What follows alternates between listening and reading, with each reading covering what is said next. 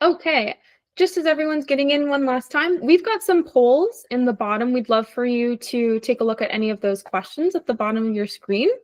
We'll have some questions throughout the webinar that you're welcome to answer, and that gives us an understanding about how your experience is today.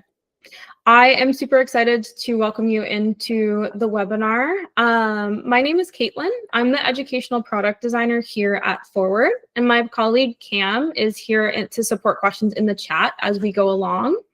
We're super excited to host the Learn to Teach the Basics of AI with Charge and the Microbit. We're excited to walk you through an engaging way to introduce artificial intelligence and machine learning into your classroom with concepts for students and using hands-on tools. Take some time to let us know what device you're using to power your CreateAI models. We would love to know either through the poll or in the chat. We'd love for this to be an interactive session, so please feel free to add any questions to the chat at any time. As we go, Cam, who's just said hello in chat, is happy to answer. Any thoughts as we have some discussion questions, you're welcome to post into the chat as well. And we'd love to see how you train your AI model using a camera for a short activity.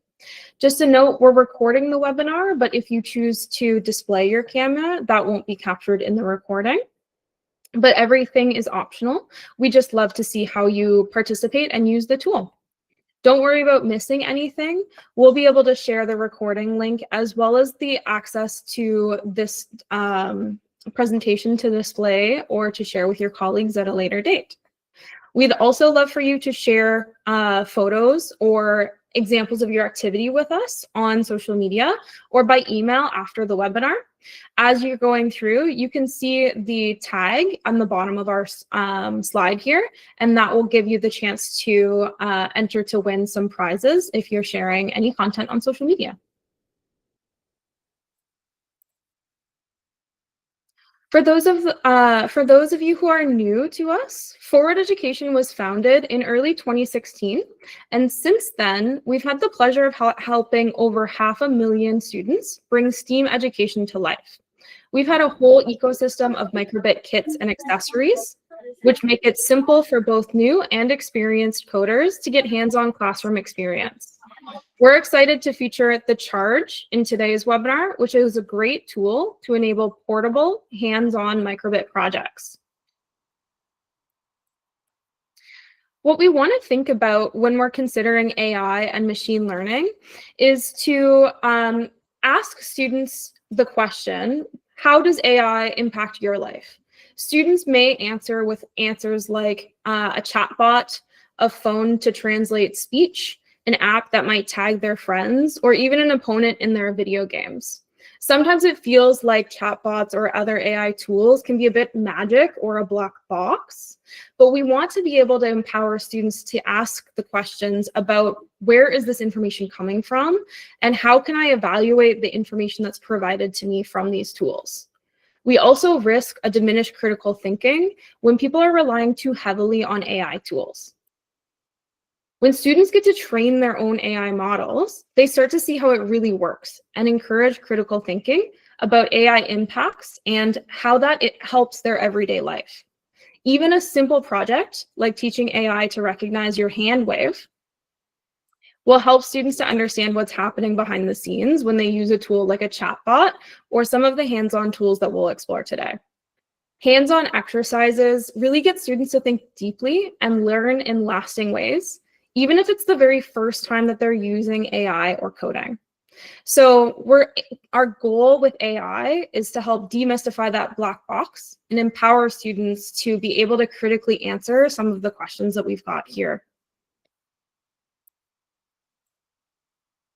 At Forward Education, we believe that hands-on AI literacy activities hit on all of these learning priorities, regardless of the grade level for the student or classroom. There are a lot of frameworks out there, and this is one example by CSTA that we're happy to align with. Today, we're going to show you how Charge will help complex AI topics become more accessible. For our main activity that we'll walk through today, all that you need is a microbit. I have mine here, it looks like this. And you can enhance your experience with a battery pack or a wrist strap like the Charge to have the freedom to collect even more data. So as long as you have that microbit, you're able to participate in the activity. Even better if you have the ability to have your wrist strap or portable batteries. So with that, let's take a look at what the Charge is. Charge is a rechargeable battery pack that's wearable for the microbit. Charge offers several key benefits for the classroom. It's more portable than other disposable battery packs that might be like the Go pack. It's ideal to train motion-based AI models like the one we'll explore today. It's a great way to scale hands-on coding. And it's also inexpensive for use in the classroom. So it makes it accessible to your different user groups. Let's see how easy it is to use the Charge with your microbit. I'm going to take a moment and we'll see how it actually assembles. You're welcome to follow along if you have a Charge at home, or you're welcome to watch the webinar recording or any of our resources about Charge at a later date. So let's take a look.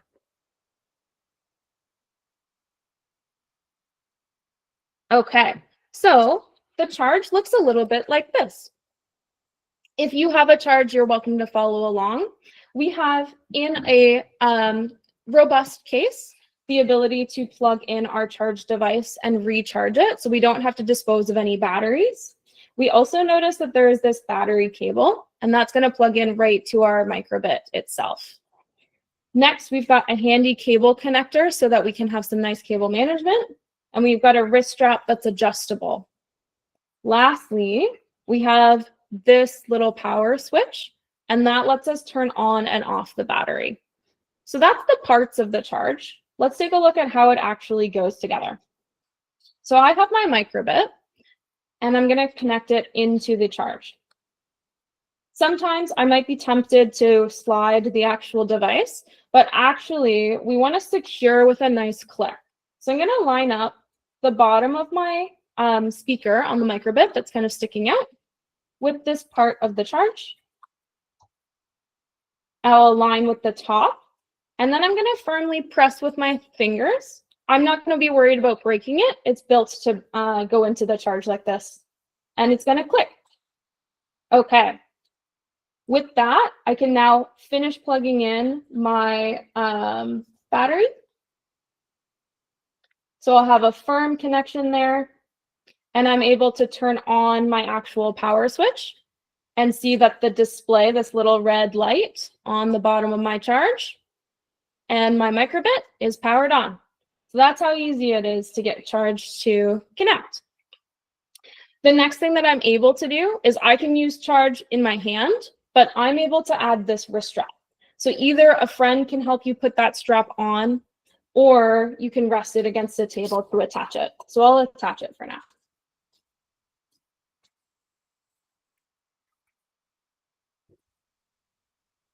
So that's my Charge on one way if I wanted to connect it, and then I can turn it the other way if I want to do that as well. I'll leave it like this for now.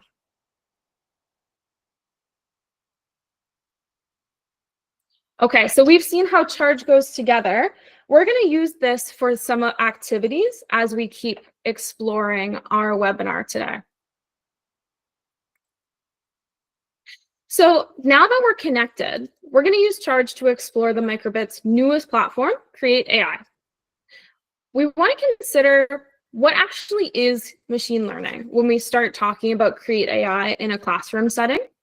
And what we understand is that machine learning is a subfield of AI that gives the computer an ability to learn and to make decisions without explicitly being programmed. So instead, they use data.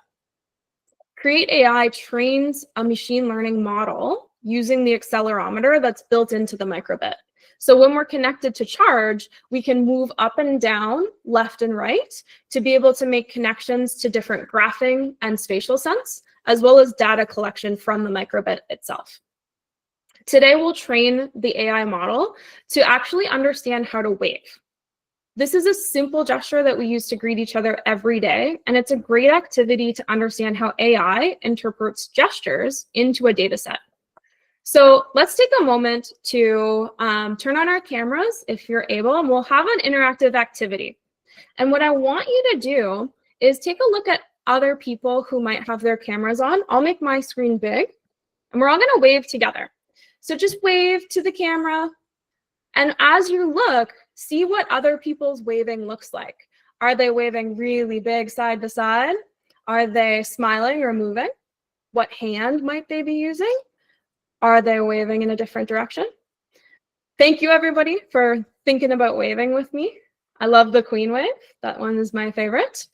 And what we're really going to do is take that activity, and we're going to think about how we see waving and how we can communicate that through data to an actual computer. So with that, let's explore. Everyone's waves were different and diverse. We're going to get into it. And if you're following along with me, please go to createai.microbit.org and open a new session. I will screen share, and you can follow along on the screen. I'll also give you some time to pause and make sure that we're all on the same page. So if you have any questions or troubleshooting help that you're looking for as we go along, feel free to put that in chat, and we'll make sure to help you out. If you take a moment to get everyone to move to the next step as we're going through. So our goals for today, we're going to train that machine learning model, and we're going to teach it to wave. So you're going to go to createai.microbit.org. And then what we're going to do is we'll follow along a tutorial together, and we're going to create 3 different movements. We'll train the model, we'll test it, and then finally, we're going to program our microbit. Okay, so I'm going to go to CreateAI.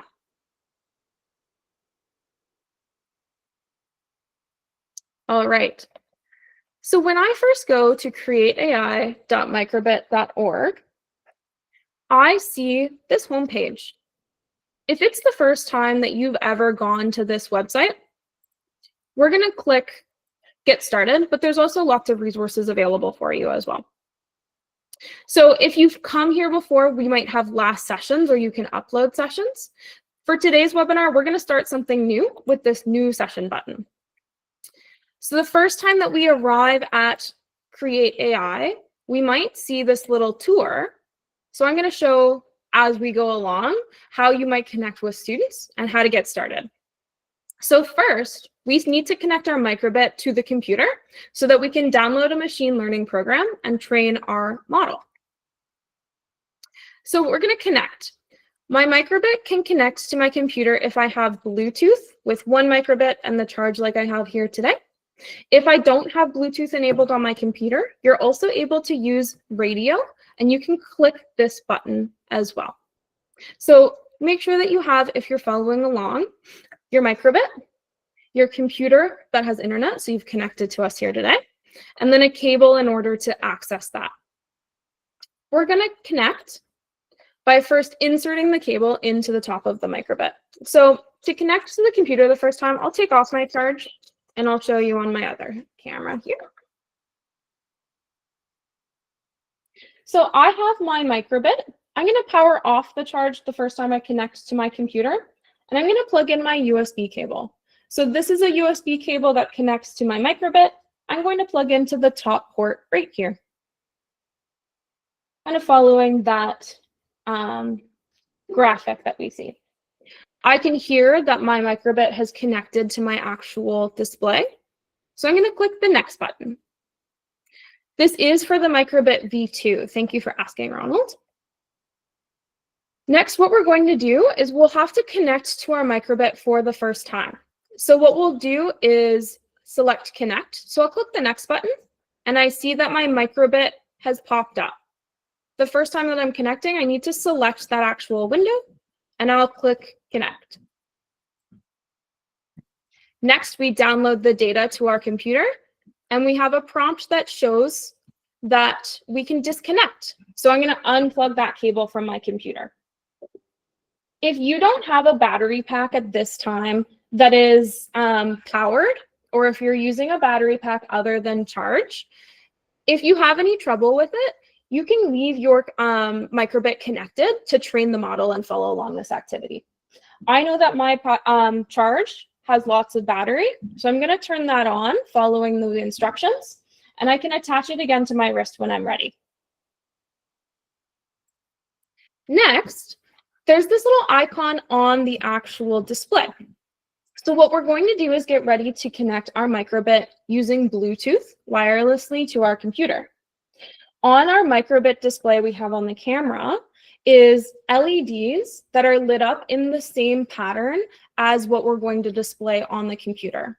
Mine match right now, yours might be different.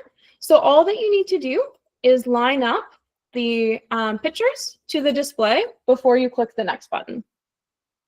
So I'll connect that for the first time. And then I'll click next. We have a pop-up again. So we're going to again pair our microbit.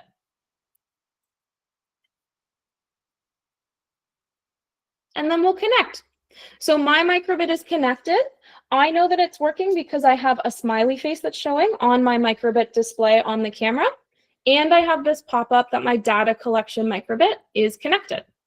At this point, I'm going to pause for a few seconds in case anyone is following along so that you can stay caught up. If you have any trouble, don't be afraid to post that in chat, and we're happy to answer any questions.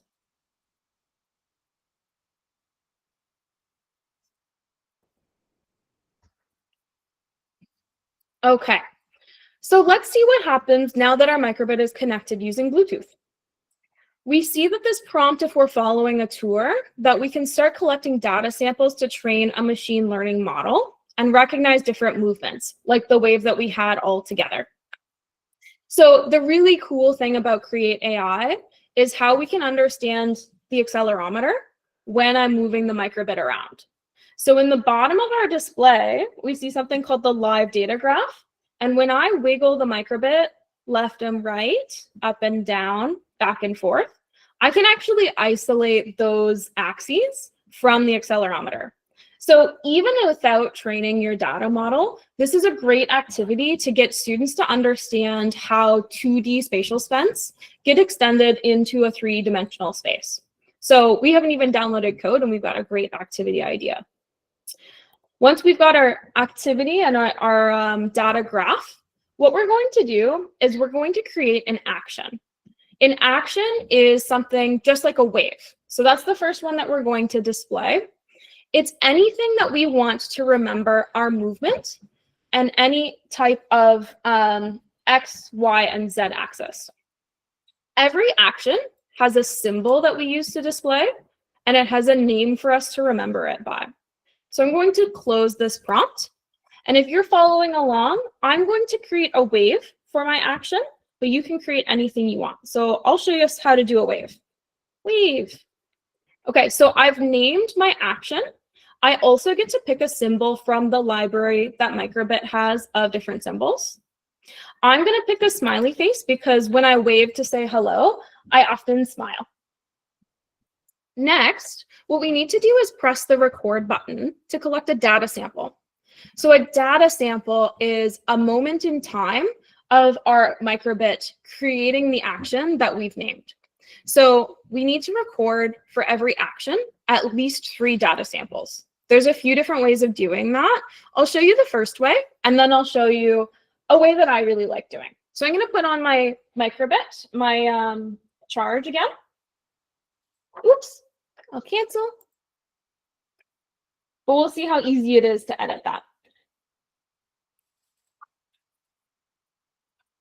So I've got my charge in a strap on. And then we'll go to our second monitor for our wave. So we saw that when I was recording, I accidentally clicked the mouse button. If that ever happens where there's a data sample that's not the action that you want, we can really easily click this X button and we can delete it. So no worries. Now we're going to get ready. So I like, before I'm creating my action, to have it in display, and I'm going to be ready to click report. We've got a countdown. I'm going to start waving while it goes. And once that is done, I can end my waving. So what we notice before we keep going is the live data graph while I was waving is captured on my data sample. So we have one of the 3 data samples that we need for our wave. Now, because I want to have all of the data samples and a really strong data set, I can click on this drop down right next to the record button, and I can record for 10 seconds straight. So this means that I'm going to wave for 10 whole seconds, and the microbit will create all of those actions for me. So I'm going to get ready. I'm going to wave for 10 seconds. So as it goes through, we can see the graph behind is being added for our wave. Number 10. Okay, we've got all of our waves. So if I wanted to inspect the waves, you're able to go through and you can drag along. I showed you how to delete the actual actions. So that's a bit about how to make data samples for one action. In order for us to train our model and to actually use it, what we need to do is have 2 actions, because a machine learning model only creates an evaluation of what is this action to compare against that one. So we're going to create 3 actions today. You only need 2 at a minimum. I'm going to add another action, and it's going to be clapping. So when I clap, I'm going to pick that actual icon. If you're following along, I've clicked Add Action in the bottom corner of my screen here. So we've got waving. I'm going to clap. And then I'm going to record 10 seconds of my clapping at the same time. So I'm going to click that drop down again and record for 10 seconds. I'm going to get in position, and I'm going to clap. So while you do this activity with students, they can have all of their actions all at once, or they can pause and see the effect of their models as well. Okay, so we've recorded 10 samples here. Now we can see that there's this button in the bottom. I'm going to record one more action that will help our machine learning model, and that's something called resting. So essentially, when we're doing nothing, we're going to say we're resting. And that will help our machine learning model to see the difference between our waving and our clapping, especially because then we're doing nothing. So at home, I'm going to often have a nap or sleep. I'll leave this home icon for my rest. And then I'm going to leave my hand on the table right there. And I'm going to record all of my actions. So it'll just be 10 seconds of me just hanging out.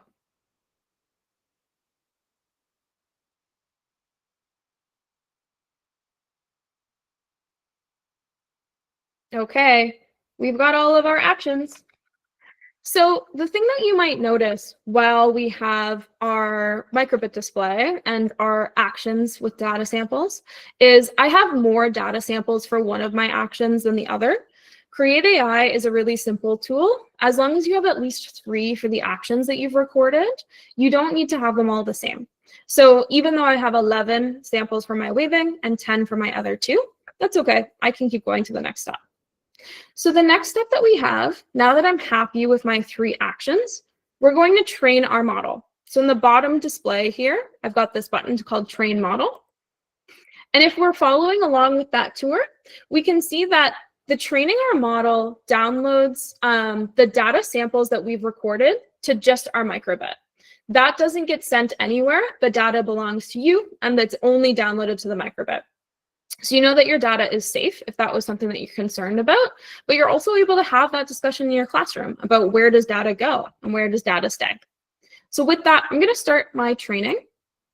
Because I'm downloading all of the information, it's going to have my loading bar, and then it's going to take me to the next screen. While everyone is following along, I will give you a second to come into the next screen. I'm just going to point out some of the things that we might notice as we're on this page. So the first thing that we see is that our live data graph looks a little bit different than it did a moment before. We have in the bottom corner now an estimated action. And what that is the action that we've trained our AI model based on what our microbit is doing. So this example has 3. We have clapping, waving, and resting. And because my hand is not moving at all, the closest action with 99% certainty is that I'm resting. So that's great. We can see that the first part of our action is working. The next thing that we see is we still have our icons to help us remember what actions we recorded. And then we have this thing called certainty. So the certainty, as I mentioned, where we have 99% certain that we're resting, will tell us how likely it is that we're doing one of those actions. I can use this to help talk to students about how certain I might be that I'm waving at somebody. Maybe I was actually doing jazz hands, and that's really confusing for someone, right? Or maybe I was waving at someone away from me. But while we have this open, you can actually wave, and we can see that I'm 100% certain that I am waving at you. And then if we're clapping, I'm 100% certain that I'm clapping. So this is something that we can use to look at how effective are the actions and how well does the computer understand this language that we're trying to share with it, being the data from our accelerometer that we've trained. If I was unhappy with any of this, or if I wanted to add more actions, it's really easy in the top left-hand corner for me to edit those data samples. So maybe I want to delete one action from my wave. I'm just going to pick one at random. Okay. And then I can train my model again. And I can start training. And we'll have our actions back. So this is a really quick way to be able to explore or add or edit without worrying about downloading code over and over again to your actual model. So the last thing that we see on our model test is this code functionality. We see some of these previews. We'll actually be able to edit these in MakeCode when we go to the next step. So I am happy with my ability to see that my actions are functioning, and I can see that my microbit is still powered on. Let's go edit this in MakeCode so that we can actually download the model. Okay, if you're familiar with MakeCode, this will look very familiar. One thing that we see is that we have a library on MakeCode in something called the drawers, and that gives us the ability to have this machine learning tab. For this webinar, we're just going to focus on the code that's present, but you're able to use this with any other extensions, including forward education's extensions, to expand from some of this learning today. So let's just see what happens when we explore this tutorial. We see that we've got a download button so that we can connect our code. I'm going to click that, and we're going to click the next button to download our actual project. So to download my code to my microbit, I'm going to download to the same microbit, but I can click other options as I'm looking. So you can download to a different microbit than the one you trained. Let's click same microbit, and we're going to connect using a USB again. So we've got our icon here, and then we're going to connect to the top of the microbit. I'm still wearing my charge, but I've got a super long cable.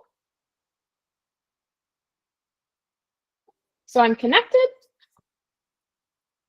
and then I'm going to click the next button.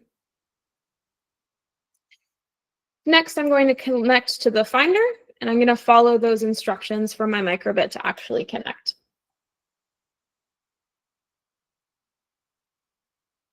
As it downloads to the actual microbit, we're going to see that that was successful. So I can unplug my microbit now and see my display. So I'm going to unplug. I'm going to make sure that my charge is powered on, and I can see the icons. I'll switch my screen to my actual larger display. So I want to point out on the screen here what's actually happening with the code that we just downloaded. So we have a few events that have been created from this function. And then we have, with each event, when we see the wave that we've trained, so this is the action name we gave, and this is the icon that we assigned to that action. We've trained 3 actions, so that's how our microbit will respond. So we can see my arm isn't moving at all, and I have my little house displayed on my microbit itself. The next thing that we do is I can actually test it. So when I move my actions, my display will update. So I can wave, and if I turn around, my happy space is displayed.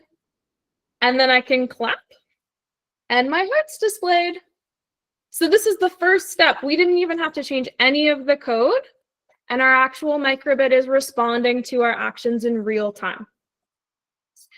The way that we got our actions over to make code, I see a question in the chat, is by clicking edit in make code right here. So when I clicked that button, it loaded the make code window and we downloaded the code together. Okay, so we have edited, we've downloaded the code, but when we wave, I'm usually saying hello. So let's do one more action really quickly, and then we can download our code again. So when I wave, I'm usually saying hello to people. I'm going to make a sound. One way that I can do that is by clicking this music drawer. The world is your oyster. I'm just picking whatever sound. And I'm going to click play giggle until done. All I have to do is to drag into my workspace, and I can drop my play noise into the display that I want. So I only want my microbit to make a sound when I'm waving. I'm going to click on this drop down, and I'm going to say hello. So instead of saying hello to people, I get to have my microbit make this noise. Okay, we're going to download this code, and I'll leave it on the screen in case you want to follow that code template that I've done as well. So for one more time, we'll download the code to our microbit. I'll connect one more time, and then I'll click the download button, and I'll follow the prompts for my make code project. So we've connected our make code project. We have our pop-up. We'll pair one more time, and we've downloaded. Okay, to test our code, all that we have to do is, if you don't have a battery pack, leave it plugged in while you test. But I have my charge. I'm going to show my hello, and when I wave, we should be able to hear a sound. Ready? It said hello. So if I keep waving, it won't keep saying hello, but every time I rest or I clap and then I wave, it says hello again. So I would love to know what actions you made, or if you got your microbit to say hello. That's our model that we've trained. Let's take a look at what we've accomplished.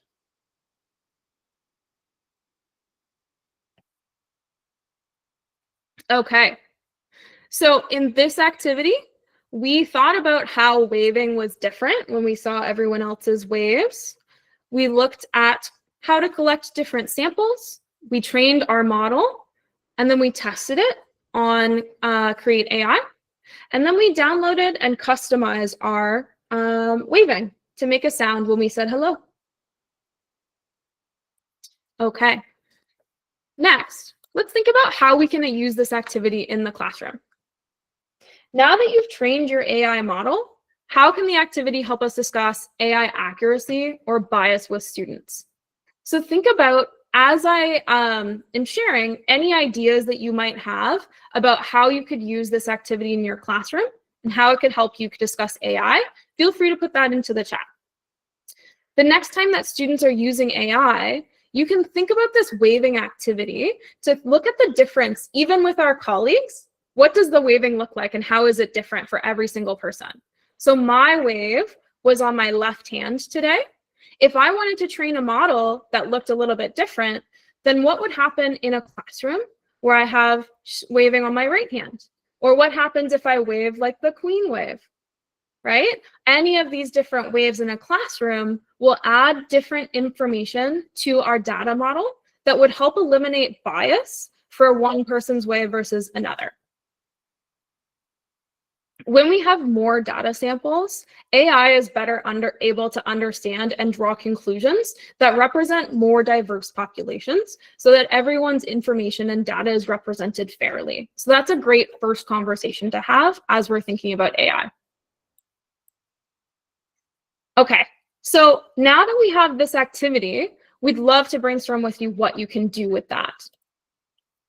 Other than facilitating discussions about bias and how AI works, Charge and CreateAI can help connect to curriculum concepts like spatial sense, graphing, and real-world data collection.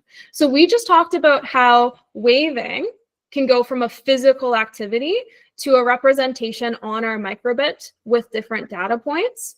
But we can also talk about how the accelerometer sees data left and right, up and down, and side to side on those X, Y, and Z axes. We also love that you can use Charge to get outdoors or take it wherever you go. Charge doesn't just have to go on your wrist. You can put it on a water bottle, on your ankle, anywhere that the wrist strap will fit. You can strap it and collect data wherever you go. The project that we used, CreateAI, you can also use in tandem with other Forward products. So for example, the model that we trained today can be used to create a little robot friend that mimics my reaction by waving when I wave back. So instead of me just saying hello, and then my microbit responds, I can say hello, and my robot will actually wave back to me. This is a really fun project that students get excited about. Whether you're modifying an existing idea or creating something brand new, we're thrilled to also announce and encourage you to participate in our AI for Good competition this fall. The goal is to use Microbit and CreateAI to solve real-world problems that matter to your students. All of the details are available at the link that Cam just posted in the chat or at forwardedu.com/AI for good. In short, students will define a challenge, come up with a solution, and create a working prototype like the one we just made to submit their solution. All of the categories, there's a wide range, including for educators, and categories for submissions are eligible for prizes as well. You can start by taking the program that we built today and to submit that by helping students ask the question, how can we translate the motion into sounds for visually impaired? At this time as well, we'd love for you to answer any of the poll questions. Just as a reminder, they will pop up in the bottom, or you can respond as you're going through. So with the program that we trained today, we can think about the theme for accessibility and inclusion to think about how can visually or auditorily impaired people use CreateAI to help find the world more accessibly. So we said hello with our waving, but what other actions could you use to create something like sign language or auditory responses? Thank you so much for attending the webinar. We're super excited to see and to hear about what you do with CreateAI, especially in your submissions to our competition. If you have any questions, we would love to help answer them. You're welcome to unmute and to ask any of the questions.